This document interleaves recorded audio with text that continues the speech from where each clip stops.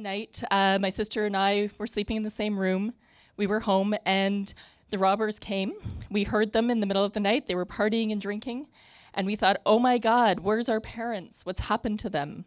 Are they kidnapped? Are they dead? Are they home? Are they calling the police?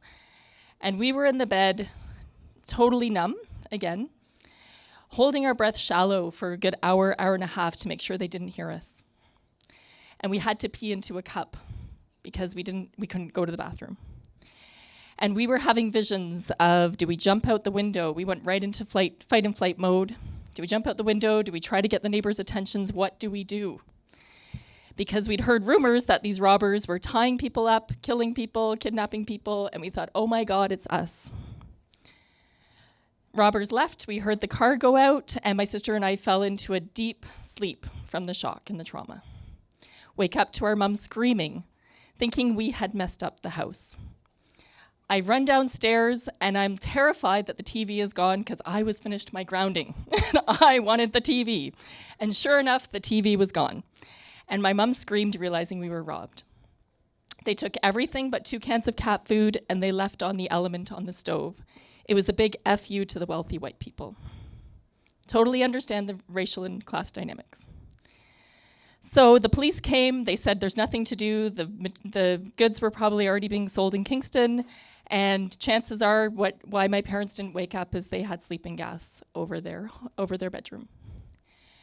So I learned a couple of things that night about the world, that the police do shit, and that being white, somehow I deserved it, and that I didn't deserve to have a home or material things.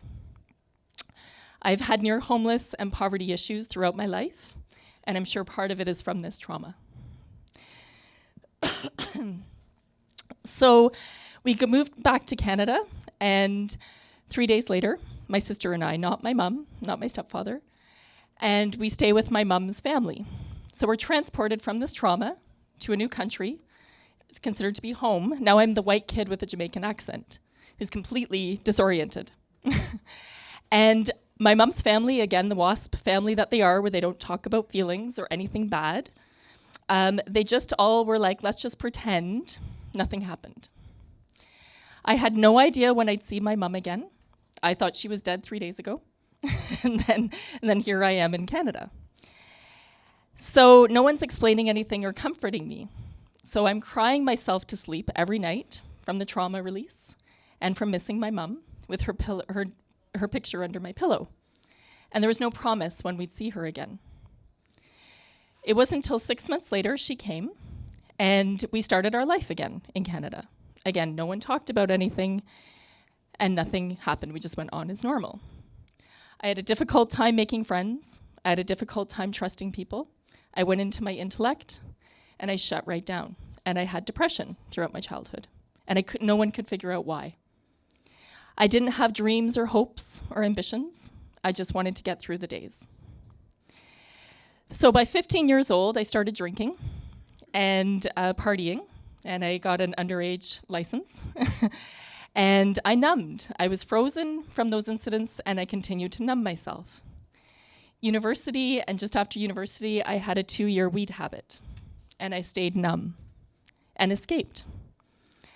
I also had a tendency to feel sorry for the perpetrator or the criminals, because that is what the good old Stockholm Syndrome does. As a kid, you can't understand why people would do something so bad. So I spent a bunch of my time in my 20s in activism and trying to have compassion for the oppressed and the perpetrator. I did advocacy work for the wrongfully convicted. I understand prison justice issues. I understood race issues and why crime happens in our world. And I had all the compassion and pity for the perpetrator. Not for me, the victim, at all. I thought I deserved it. I was the white person who deserved it. So I also attracted 2 partners at various points in my life who had had criminal records previously, because I felt sorry for them, not because I was involved in crime. And it was classic codependency. And I also have 3 pets that previous owners were criminals as well. So I'm like, this is just crazy. And I'm like, no one would guess this about me. So eventually I lived downtown Guelph, and all my traumas from the past just went right up. I went into cortisol overwhelm. I was living right across from the drop-in center. Blessed be, it's a great place. However, a lot of crazy shit happens outside the drop-in center. When you live across from it, you know. Police cars are there every day. There's fights breaking out. There's people having crazy meth habits, going crazy on meth or other drugs. Watching kids being, verbally attacked. I'm like, oh my God, I'm dying. And all of my anxiety in my chest came up. At the same time, we found out that somebody close to the family was connected to a serious gang in Kitchener. And I've sat beside this guy, and he does not like me. And he knows a lot about me. And all my fear just went right up through my head. I couldn't stop. I couldn't handle it. I couldn't function. I couldn't trust anyone anymore. All of a sudden, it was like the whole world went dark. And then Donald Trump got elected. And I was like, I hate this. The bad guys keep winning. And they keep frickin' taking my home and my peace away. And I don't deserve this, God damn it. I don't, because I'm a caring, compassionate person.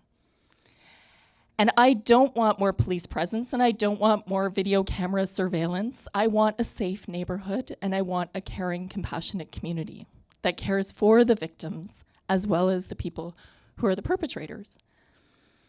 Because I find that our community tends to support the perpetrators. I know it sounds crazy, but there's a lot of recovery programs. There's a lot of even justice post-prison programs. There's rehabilitation programs. But if you're an innocent victim of violence, and if that violence hasn't been charged, there's no one there. I reached out to various people. And no particular support group for somebody who is like, I'm having panic attacks. I'm feeling unsafe. I feel like I'm gonna get stabbed for $10. People start thinking you're paranoid. So even the community of friends that I went to, I was in a community of holistic practitioners, and they were giving me all this crap.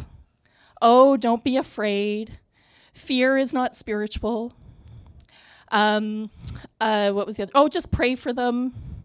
Or, feel sorry for them. They have to figure out another lifetime. Everything was about the perpetrator and blaming me for feeling afraid.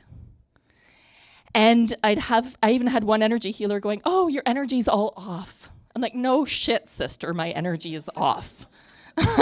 I'm just handing in a list of names in case I go kidnapped or murdered to my therapist. So it brought up all this isolation. I didn't know who to trust, whether it's my friends or my community or my neighborhood. And I went, I'm not the only one in this in Guelph. It's so sad that this is a growing concern. And my heart was breaking because I didn't want my innocence taken away yet again. So luckily, I had just met Ted at this time, and he was so caring and safe and supportive, and he helped me through it. I had to let go of a whole bunch of friends who could not validate or support or show compassion towards me, and I had to rebuild because I'm like, I want true friends, and I want real friends. And I had a therapist, and I went to Women in Crisis. And I said, I have no idea what to do with this. I had suicidal thoughts and feelings every single day. Anxiety, couldn't sleep at night, the whole trauma flashbacks. And I just kept going to therapy and talking it out and going right back to those childhood memories of feeling powerless, helpless, this little girl who can't protect herself and doesn't have parents protecting her. And I had to validate that little girl inside of me and tell her it's okay to be afraid. It's okay to be afraid. Our culture does not want to admit fear. We do not want to admit that we're victims. And there's so much shaming and blaming of victims, and I'm tired of it. Because there's so much possibility when you actually hear the voice of the innocent and the vulnerable, and the people who are genuinely caring and kind people trying to do well, then we can start actually creating real solutions that will actually help instead of numb and pretend it doesn't exist. So through that whole process, it wasn't until I kept doing my move to a safer neighborhood, I did my own meditations, I had to do a lot of self-healing and figuring it out for myself to trust myself because I didn't trust anybody else because nobody was giving me what I needed. And it wasn't until this past Christmas when Ted's mom visited, and she's a super compassionate, awesome woman, and she just looked at me and she said, Heather, you must have been so afraid. And I was like, you're the first person who has said that to me. And I said, yes, I've been terrified, absolutely terrified. And my nervous system could calm down. And I was like, you're the first person who could say that and empathize, and I feel it, and now I feel safe. So please, if you have somebody in your life who's going through a real place of victimization, do not blame them, do not give them positivity, do not tell them to get over it. Just empathize and say, you must be feeling afraid. It does wonders, and it helps you connect, and it creates a more connected and safe community. So thank you.